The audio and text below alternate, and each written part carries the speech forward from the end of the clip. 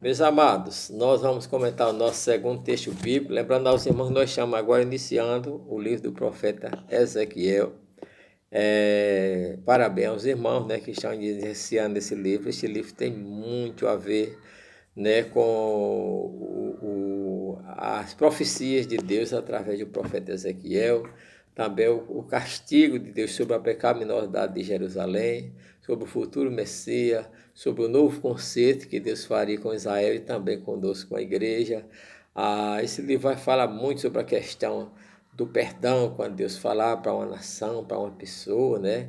E as pessoas se converter. Também a responsabilidade do profeta, quando Deus mandar ele levar uma palavra e ele pregar a palavra, para gerar arrependimento, quando ele se negar também. Então Deus vai mostrar muita coisa boa neste livro e os irmãos não percam a oportunidade de aprender muito com este livro do profeta que diz, vamos ler aqui, ele diz logo o primeiro versículo. E aconteceu no 30º ano, no mês quarto, no dia 5º do mês, que estando eu no meio dos cativos, junto do rio Quebar, se abriram os céus e eu vi visões de Deus. Irmão, que coisa boa. Ele data aqui ano, mês e dia, que ele estava perto do rio Quebar, e ele disse que abriu-se os céus e ele viu visões de Deus. Que cada um de nós pensamos, Senhor, eu quero ter visões, eu quero ver os céus abertos, eu quero ter visão de Deus. É coisa muito importante.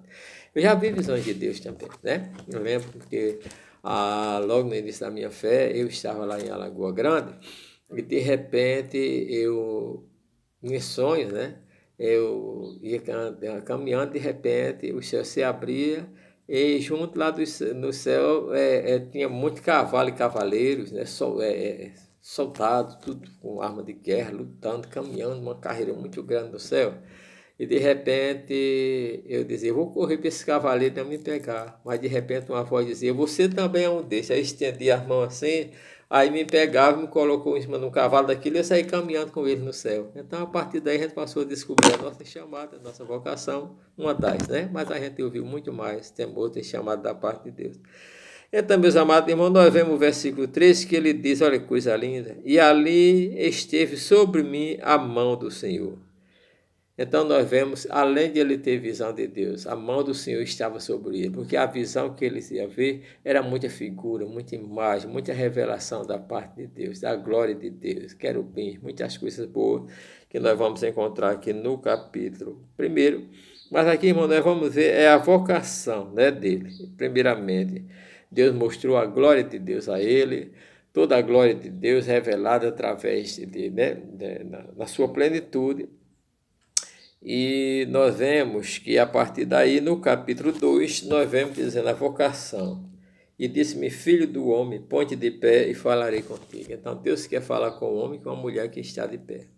Muitas vezes, espiritualmente, a gente está sentado, está deitado, está escondido na caverna, querendo que Deus fale conosco, e Deus não fala. Para Deus falar conosco, ele disse isso a ele sai para fora e eu falo, ponte de pé, sai para fora e eu falarei contigo. Também aqui ele está dizendo, filho do homem, ponte de pé e falarei comigo. Então entrou em mim o Espírito quando eu falava comigo e me pus de pé e ouvi a palavra que dizia, não é? Então nós vemos aqui, meus amados irmãos, que Deus chama ele de filho do homem. É um livro que expressa muito essa palavra, filho do homem. Olha que filho do homem também, do homem da terra. Nós vamos ver essa mesma expressão relacionada, filho do homem também, ao Senhor Jesus, não é? Então nós vamos ver. Deus disse que Israel, que ele tinha chamado a ele, e ele ia chamar para ele pregar as nações de Israel, a nação que tinha se rebelado contra o próprio Deus. E ele disse que era um filho de semblante obstinado, de duro semblante. E ele disse, eu vou te enviar e tu dirás, assim diz o Senhor Jeová. Meus amados irmãos, nós precisamos de quando pregar a palavra de Deus, dizer assim diz o Senhor. Porque a palavra de Deus, ela tem autoridade. Muitas vezes a gente quer pregar com as nossas palavras, buscando coisas bonitas, filosofias, mas não resolve. Quem resolve é dizer assim diz o Senhor, né? Porque isso aqui é uma identidade, comprovando a origem. Quem é que está dizendo? Então é bom a gente pegar citando a Bíblia, não é?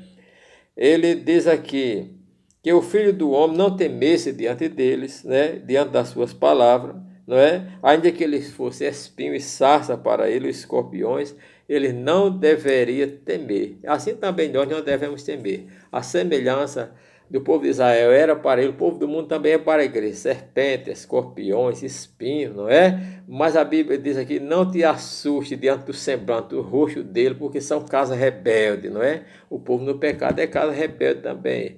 Mas tu lhes dirás as minhas palavras, que ouçam, que deixem de ouvir, porque são casas rebeldes. Dificilmente o mundo quer ouvir a pregação da palavra. Mas nós precisamos, meus amados irmãos, de pregar a palavra de Deus a este povo, que ouça, que deixe de ouvir. Mas hão de saber que esteve no meio dele um profeta. E quem é esse profeta? É você, sou eu, somos nós que pregamos a palavra de Deus, né? Então nós vemos aqui. Agora, primeiramente, ele diz, olha, agora, filho do homem, tu também não seja rebelde como eles. Porque muitas vezes tem profeta rebelde, né? Mas tu comes o que eu te der e depois tu vai a eles e anuncia a palavra. Nós vemos que isso significa que nós crentes, pastores, nós crentes, em modo geral, auxiliar, liderança, tudo deve comer a Bíblia. Todo crente que assiste Jesus tem que comer, né? Ele disse que o anjo correu para ele com um livrinho na mão, que estava cheio de lamentações, que estava cheio de castigo, né? E ele disse que, você vai ver no capítulo seguinte, que ele mandou ele comer aquele livrinho, né? Ele encheu o ventre daquele livro que Deus tinha mandado. E esse livro simboliza isso aqui, a Bíblia. Ó, você está enchendo seu ventre da leitura da Bíblia? Você está acompanhando a leitura diária? Olha que nós estamos acompanhando só 4 capítulos por dia. E tem muitos irmãos que não estão acompanhando, estão com dificuldades. Mas a Bíblia diz que antes da gente pregar ao povo, a gente tem que encher o ventre da palavra, porque com o ventre cheio da palavra, a autoridade vai ser maior. O Espírito Santo vai nos encher. Tem muita gente dizendo que não precisa ler a Bíblia, porque o Espírito Santo é quem dá na hora que eu falar. Isso é mentira, não é assim que a Bíblia diz não, né? Porque a Bíblia diz que o Espírito Santo me fará lembrar. Como é que o Espírito Santo vai lembrar aquilo que você não leu, aquilo que você não viu? Então, para que o Espírito Santo lhe use, você tem que ser um bom leitor da Bíblia, tem que comer a Bíblia. O profeta Jeremias disse, achando eu a tua palavra, logo a comi, e a tua palavra para mim foi o gozo e a alegria do meu coração. Então, irmão, tenhamos alegria em comer. Comer, leitura, meditação, memorialização, conforme nós estamos fazendo, não é? E assim o nosso ventre vai estar cheio de gordura.